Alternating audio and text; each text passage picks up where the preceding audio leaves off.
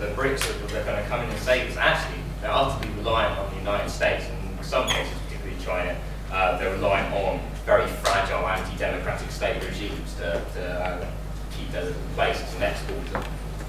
That's simply factually incorrect. Chinese labour, Chinese wages have been rising quite significantly over the last 10 years, particularly in the last 5 or 6 years. And that's a reflection of the fact that Chinese productivity is increasing. There's an enormous pool of reserve labour in rural China, but even so, Chinese economic growth is driving up labour productivity with all the results you expect. Okay, so question to the opposition. Okay, so given that, like, even in the last 40 years, the general sort of situation has been that the economic disparity between those who have the most amount of money and those who have the least amount of money has actually risen, the disparity has actually increased. How can one purport that this actual system is benefiting humanity rather than benefiting just those who have the most amount of economic power at the moment, and therefore it's not a completely unfair system where those with the most can get unbridled levels of capability at the expense of the least? You need to take a longer historical perspective, actually. It's true that income inequality has expanded in the last 30 years. Now, that's not because, as you often hear, some people become poor and others become rich. Actually, everyone's got better off. It's just that some people got better off at a much faster rate than others. However, in other periods in history, in the last 200 years, income differentials have narrowed. And actually, over the last 250 years as a whole, the long-term trend is for income differentials to decline.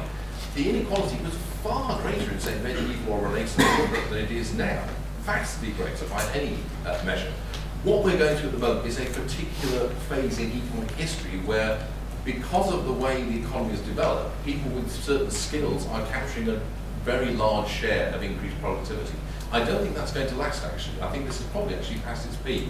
I could be wrong about this, but my own expectation on the view of what's gone before is that in the next 30 to 40 years we'll see quite a marked narrowing of that income gap.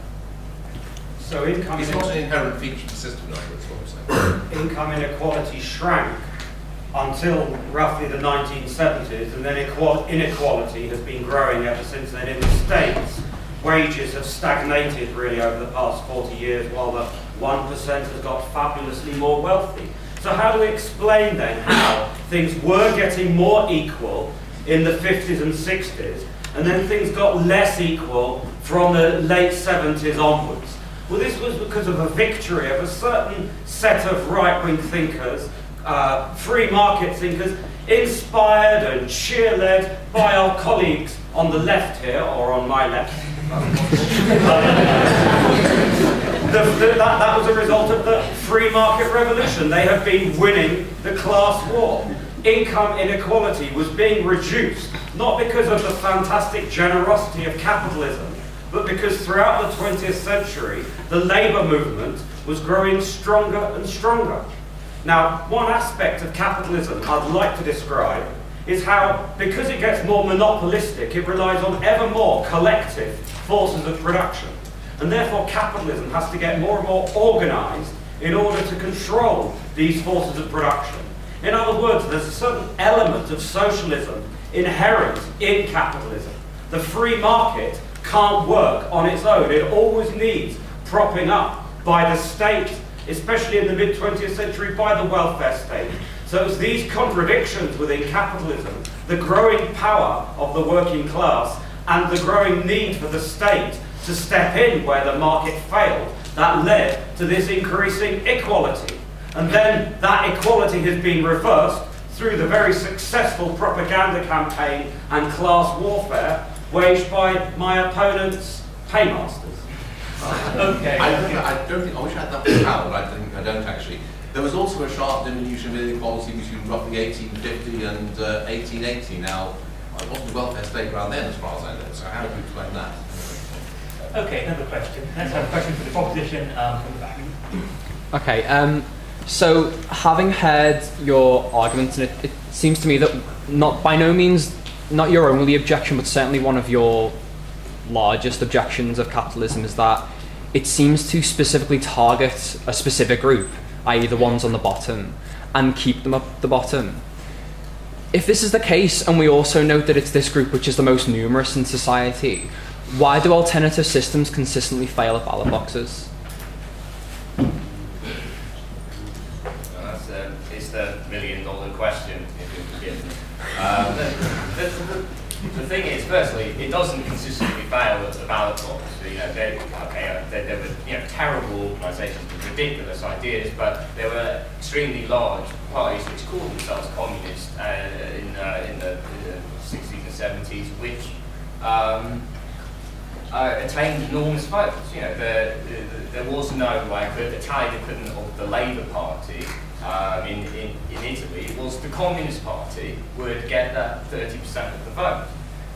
So in that sense, it's not true. And that was absolutely true.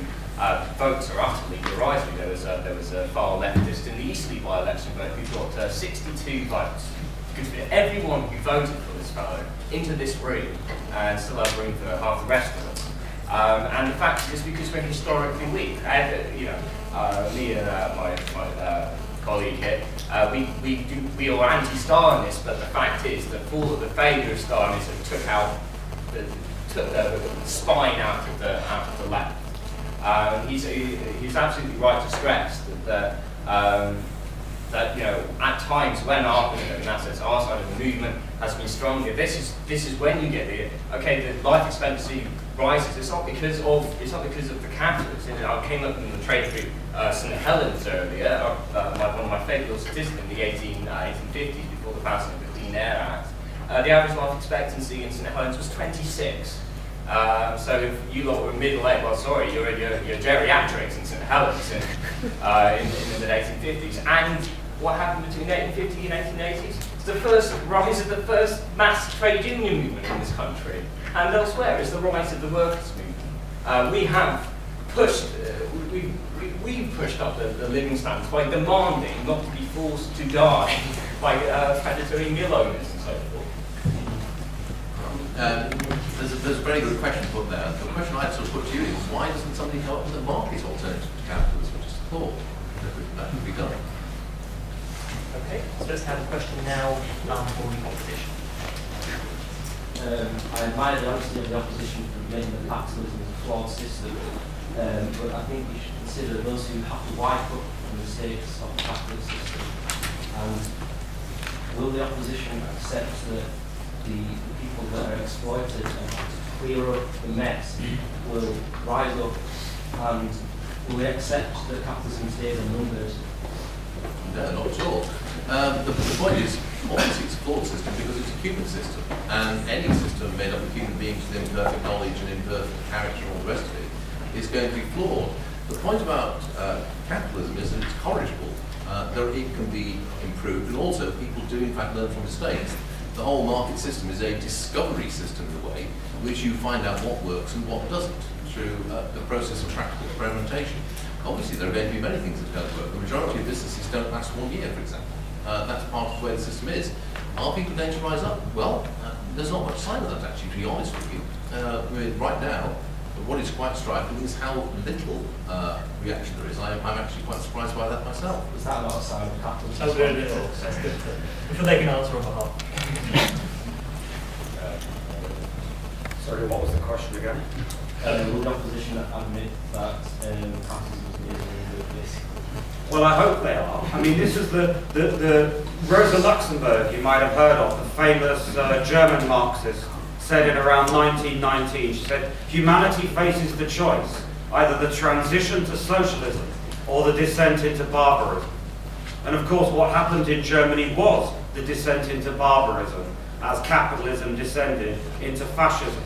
And Marx often, when he said socialism was inevitable, he also said that capitalism could either end in the reconstruction of society at a higher level, at a socialist level, or the mutual ruin of the contending classes. So the question is out whether capitalism's days are numbered, whether capitalism could have another boom again. If capitalism did boom, it would probably be over the bones of you lot. It would probably be after some massive cataclysmic world crisis on the scale which would make the Second World War look like a children's tea party. Or it could perhaps drag on for another few decades in stagnation. Because the free market fantasy of my opponents, where they just take away all regulation and let it have its catastrophe, let it have its 1929 again, they can't afford to let that happen.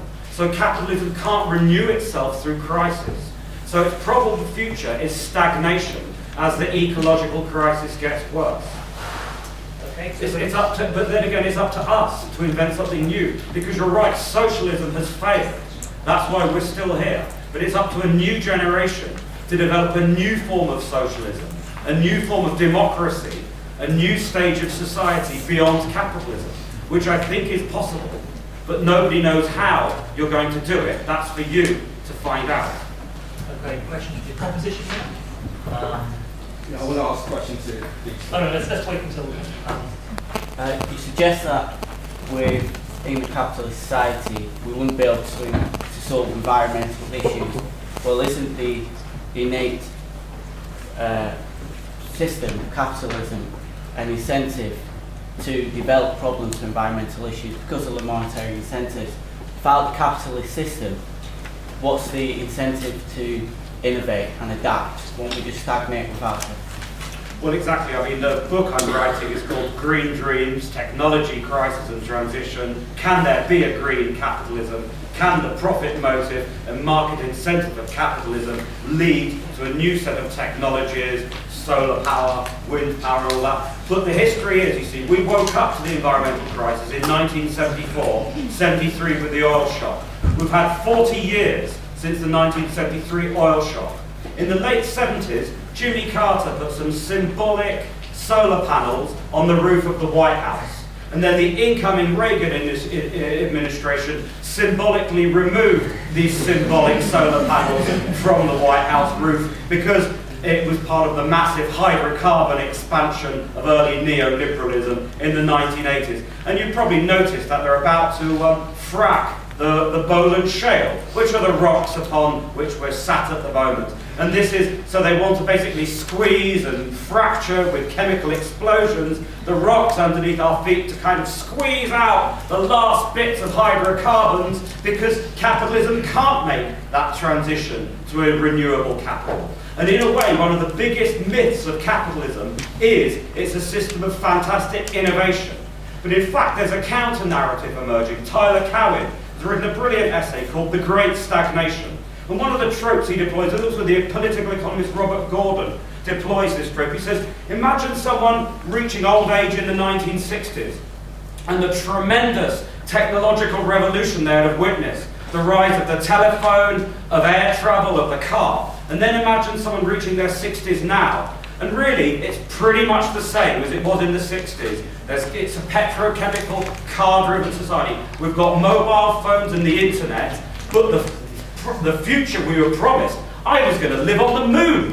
I was born in the late 60s with rockets going to the moon. That was going to be my future. And instead, it's a lot more mundane. Capitalism hasn't, because we're in this age of monopoly. You see, they said that the biotech revolution would lead to all these little bio-entrepreneurs overthrowing monopoly, that the information revolution would lead to all these small businesses. It would be a Chambertarian, petty bourgeois paradise. And instead, we get Monsanto benefiting from the biotech revolution, buying up all the Earth's seed companies. And what do they do with biotechnology? We get the fantastic result that they engineer crops to be resistant to their own proprietary herbicide. Well, how exciting is that?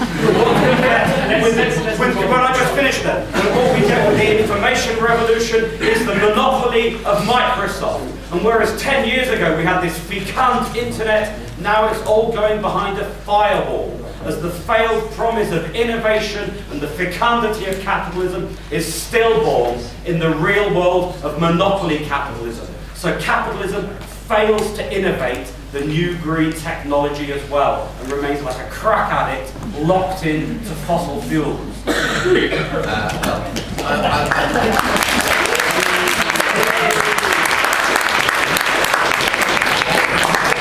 Having a few innovations in the last 20 years or so, and you shouldn't underestimate the extent they've had.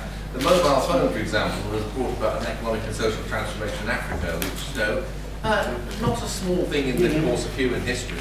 The point is, why did those innovations in energy that we began to see in the 1970s stop? They stopped because new oil fields were found in the North Sea and Alaska, which reduced the price of oil.